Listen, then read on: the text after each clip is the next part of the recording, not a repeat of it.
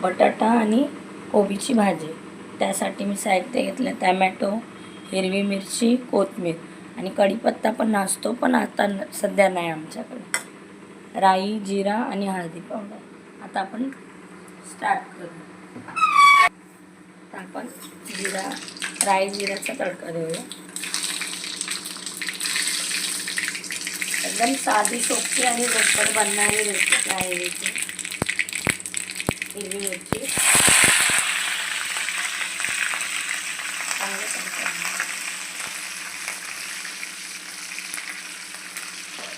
आता आपण टमॅटो घालू. टमॅटो पण चांगलं शिजवून घ्यायचं.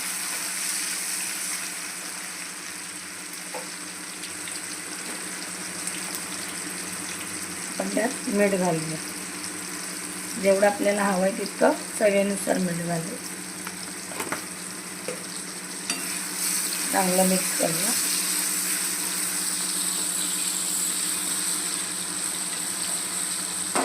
यात आपण हळदी पावडर घालू.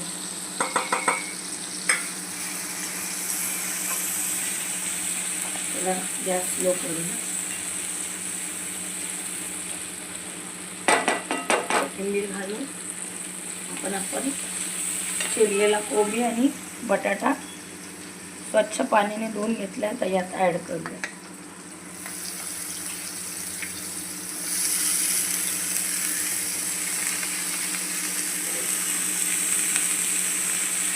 चांगलं एकजीव करून.